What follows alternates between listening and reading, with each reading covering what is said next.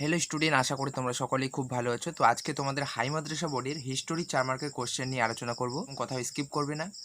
তো ভিডিওটি শুরু করার আগে বলে রাখি, তোমাদের জন্য 4 মার্কের কোশ্চেন নির্বাচন করেছেন ইতিহাসের বিশিষ্ট অভিজ্ঞ শিক্ষক স্যার সুমন রয়। অর্থাৎ তোমরা যারা আগামী 2025-এ হাই মাদ্রাসা বোর্ড থেকে মাধ্যমিক এক্সাম দেবে, তোমাদের জন্য এই ভিডিওটি খুবই গুরুত্বপূর্ণ। হিস্টোরি সম্পূর্ণ অধ্যায়ভিত্তিক সেশন আলোচনা করব। তো দেখো, তোমাদের বিভাগ ঘতে থাকবে হিস্টোরি 4 মার্কের কোশ্চেন এবং 7 বা 8টি বাক্যে যে কোনো 4টি প্রশ্নের উত্তর দাও। এক একটির মান 4 করে। প্রশ্ন থাকবে কটি? 8টি। তোমার মোট 8টি অধ্যায় আছে, 8টি অধ্যায় থেকে 8টি প্রশ্ন থাকবে। যে কোনো তোমার ইচ্ছা মতো 4টি প্রশ্ন লিখতে হবে।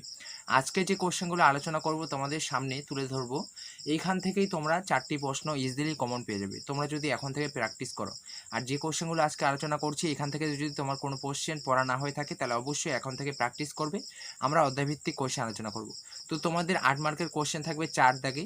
4-এর 1, 4-এর 2, 4-এর 3, 4-এর 4, 4-এর 5, 4-এর 6, 4-এর 7, 4-এর 8, এইভাবে 8টি কোশ্চেন থাকবে পরপর। 4 দাগে তোমাদের বিভাগ ঘতে থাকবে হাই মাদ্রাসা বোর্ডের। তো তোমাদের যে কোনো ইচ্ছা মতো 4টি লিখতে হবে। তো তোমাদের কোন কোশ্চেনগুলো পড়তে হবে তোমরা দেখে নাও, অধ্যায়ভিত্তিক। অর্থাৎ একটি কথা মনে রাখবে, এটা কিন্তু আমাদের সাজেশন না, ঠিক আছে? এটা হচ্ছে যে মোস্ট ইম্পর্টেন্ট বেস্ট অধ্যায়ভিত্তিক কোশ্চেন তোমাদের পড়তেই হবে। আমি এতটুকু বলবো যে এর বাইরে কোশ্চেন আসবে না তোমাদের 4 মার্কের, এর ভিতরে আসবে। অর্থাৎ এখনও যেহেতু প্রচুর সময় আছে, সেই জন্য আমরা তোমাদের ইতিহাসের 4 মার্কের বিস্তারিতভাবে যে কোশ্চেনগুলো ইম্পর্টেন্ট গুরুত্বপূর্ণ, সেই সমস্ত কোশ্চেনগুলো অধ্যায়ভিত্তিক আমরা তুলে ধরেছি। অর্থাৎ কোশ্চেন সংখ্যা কিন্তু একটু বেশি আছে। আমি এতটুকু গ্যারান্টি দিয়ে বলছি, তোমরা যদি এই কোশ্চেনগুলো, আজকের বলা কোশ্চেনগুলো তোমরা যদি প্র্যাকটিস করে নাও প্রত্যেকটা খুব ভালো করে, তাহলে তোমাদের কোনো রিস্ক থাকবে না যে তুমি কমন পাবে না। অর্থাৎ তুমি এখান থেকে কমন পাবেই পাবে। আমরা কিন্তু অলরেডি তোমাদের হাই মাদ্রাসা বোর্ডের জন্য ইতিহাসের 8 নম্বরের প্রশ্ন সাজেশন আলোচনা করে দিয়েছি। তোমরা যদি ভিডিওটি না দেখে থাকো, তাহলে অবশ্যই ভিডিওটি দেখে নেবে চ্যানেলের প্লেলিস্টে গিয়ে। আজকে 4 মার্কের ইম্পর্টেন্ট কোশ্চেনগুলো আলোচনা করছি। আর পরীক্ষার শেষ মুহূর্তে লাস্ট মিনিট সাজেশন আমরা নিয়ে আলোচনা করব 4 মার্কের। অর্থাৎ এর থেকেও শর্ট সাজেশন করা হবে তোমাদের। তো দেখো, তোমাদের অধ্যায়ভিত্তিক যে সমস্ত কোশ্চেনগুলো প্র্যাকটিস করতে হবে তোমরা দেখে নাও। প্রথম অধ্যায়, এটি তোমাদের ইতিহাস বইয়ের প্রথম অধ্যায়। এখান থেকে যে সমস্ত কোশ্চেনগুলো প্র্যাকটিস করতে হবে সেটা হচ্ছে 1 নম্বর, সামরিক ইতিহাসের সংক্ষিপ্ত বর্ণনা দাও। খুব ইম্পর্টেন্ট। অথবা আসতে পারে সামরিক ইতিহাসের ওপর একটি টিকা লেখো। স্টার মার্ক দেওয়া আছে, মানে সেই কোশ্চেনগুলো খুব গুরুত্বপূর্ণ, অবশ্যই কিন্তু প্র্যাকটিস করতেই হবে, ঠিক আছে? 2 নম্বর করবে নারী সমাজের ইতিহাস সম্বন্ধে আলোচনা করো। 3 নম্বর করবে ইতিহাসের উপাদান হিসেবে আত্মজীবনী ও স্মৃতিকথার কেন গুরুত্বপূর্ণ।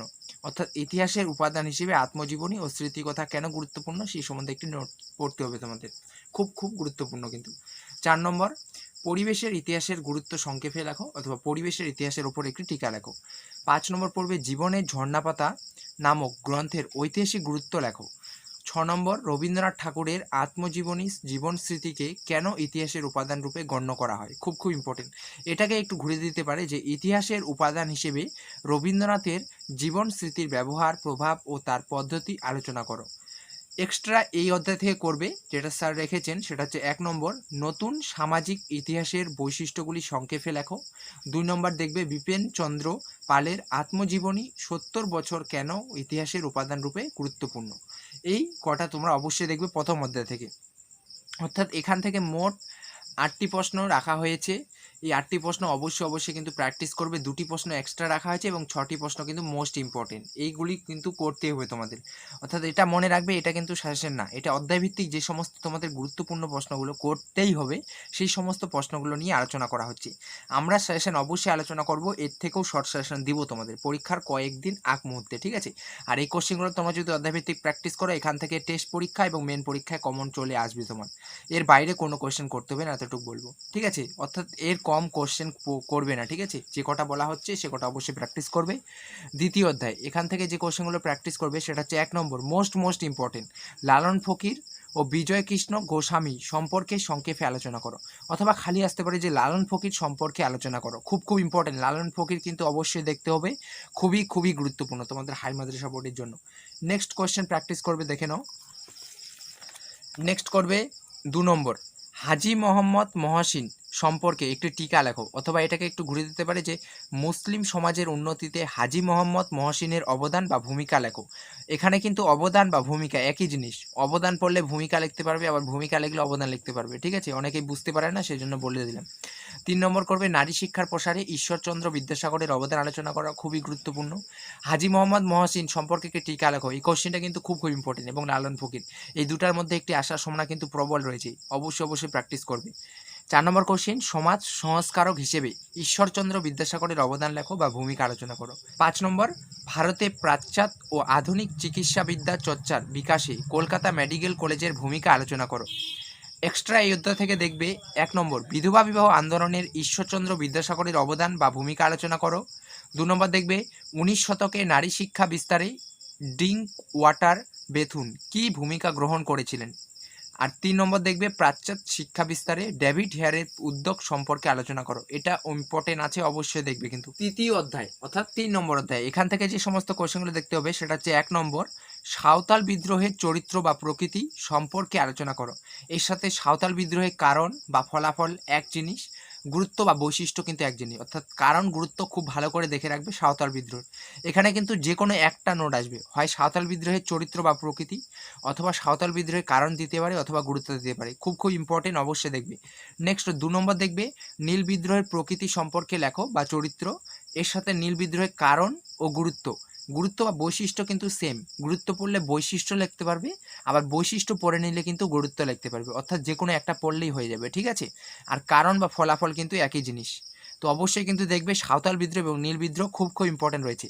নেক্সট 3 নম্বর কোশ্চেন, তারাকাই মোহাম্মদিয়া মূল ভাবনার মুসলিম সমাজে কিভাবে জাতীয়তাবোধের উন্মেষ ঘটায়। অর্থাৎ এই কোশ্চেনটা কিন্তু ইম্পর্টেন্ট, তারাকাই মোহাম্মদিয়া টিকা লেখো, এইভাবেও আসতে পারে, খুব ইম্পর্টেন্ট। 1 নম্বর 2 নম্বর 3 নম্বর কোশ্চেন খুবই গুরুত্বপূর্ণ তোমাদের হাই মাদ্রাসা বোর্ডের জন্য, তৃতীয় অধ্যায় থেকে অবশ্যই দেখতে হবে। নেক্সট 4 নম্বর, মুন্ডা বিদ্রোহের প্রকৃতি, কারণ ও গুরুত্ব বা বৈশিষ্ট্য সংক্ষেপে আলোচনা করো। এটাও কিন্তু অবশ্যই দেখবে, মুন্ডা বিদ্রোহের প্রকৃতি, কারণ ও গুরুত্ব বা বৈশিষ্ট্য সংক্ষেপে আলোচনা করো।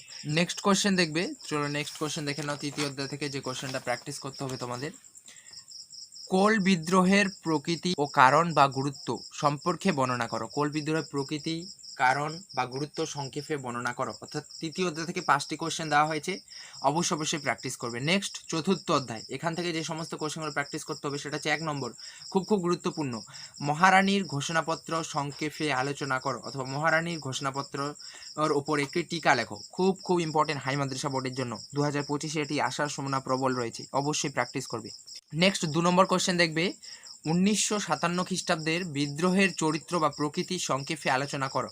এর সাথে 1957 খ্রিস্টাব্দের কারণ বা গুরুত্ব অবশ্যই দেখবে, অর্থাৎ সিপাহী বিদ্রোহের কারণ বা গুরুত্ব অবশ্যই কিন্তু পড়তে হবে, এটাও কিন্তু ইম্পর্টেন্ট রয়েছে। নেক্সট দেখবে 3 নম্বর, সুরেন্দ্রনাথ বন্দ্যোপাধ্যায়ের নেতৃত্বে ভারত সভার প্রতিবাদ আন্দোলনগুলি সংক্ষেপে উল্লেখ করো। খুব ইম্পর্টেন্ট, চতুর্থ অধ্যায় থেকে অবশ্যই দেখবে। নেক্সট 4 নম্বর, আনন্দমঠ উপন্যাসটি কিভাবে জাতীয়তাবাদী চেতনা বিস্তারে সহায়তা করেছিল। অর্থাৎ এই অধ্যায় থেকে মোট 4টি কোশ্চেন রেখেছেন স্যার, এই 4টি কোশ্চেন কিন্তু অবশ্যই দেখবে চতুর্থ অধ্যায় থেকে। নেক্সট পঞ্চম অধ্যায়, এখান থেকে যে সমস্ত কোশ্চেনগুলো প্র্যাকটিস করতে হবে, 1 নম্বর খুব ইম্পর্টেন্ট, বিজ্ঞান শিক্ষায় ডক্টর মহেন্দ্রলাল সরকার এবং জগদীশ চন্দ্র বসুর অবদান বা ভূমিকা লেখো। অবদান ভূমিকা সেম, অবদান আসলে ভূমিকা লিখতে পারবে, আবার ভূমিকা আসলে অবদান লিখতে পারবে। খুবই গুরুত্বপূর্ণ, বিজ্ঞান শিক্ষায় ডক্টর মহেন্দ্রলাল সরকার এবং জগদীশ চন্দ্র বসুর অবদান বা ভূমিকা লেখো। এটি কিন্তু অবশ্যই দেখবে হাই মাদ্রাসা বোর্ডের স্টুডেন্টরা, খুব ইম্পর্টেন্ট রয়েছে তোমাদের জন্য। নেক্সট 2 নম্বর, কারিগরি শিক্ষার বিকাশে বাংলায় বেঙ্গল টেকনিক্যাল ইনস্টিটিউটের কি ভূমিকা ছিল, গুরুত্বপূর্ণ। নেক্সট 3 নম্বর, বাংলায় ছাপাখানার বিকাশে উপেন্দ্র কিশোর রায়চৌধুরীর ভূমিকা লেখো, খুবই গুরুত্বপূর্ণ। নেক্সট 4 নম্বর দেখবে ছাপা বইয়ের সঙ্গে শিক্ষা বিস্তারের সম্পর্ক বিশ্লেষণ করো। ছাপা বইয়ের সঙ্গে শিক্ষা বিস্তারের সম্পর্ক বিশ্লেষণ করো, এটিও কিন্তু মোস্ট ইম্পর্টেন্ট, অবশ্যই দেখবে। নেক্সট 5 নম্বর, জাতীয় শিক্ষা পরিষদ গঠনের পটভূমি আলোচনা করো। এই 5টি কোশ্চেন অবশ্যই দেখবে পঞ্চম অধ্যায় থেকে। নেক্সট কোশ্চেন 6 নম্বর কোশ্চেন, বিশ্বভারতী প্রতিষ্ঠার ক্ষেত্রে রবীন্দ্রনাথ ঠাকুরের শিক্ষা চিন্তার পরিচয় দাও। এটা কিন্তু অবশ্যই দেখবে। নেক্সট ষষ্ঠ অধ্যায়, এখান থেকে যে কোশ্চেনগুলো দেখতে হবে তোমাদের, এটা 1 নম্বর, ভারত ছাড়া আন্দোলনের সময় কৃষক আন্দোলনে বর্ণনা দাও, খুবই গুরুত্বপূর্ণ।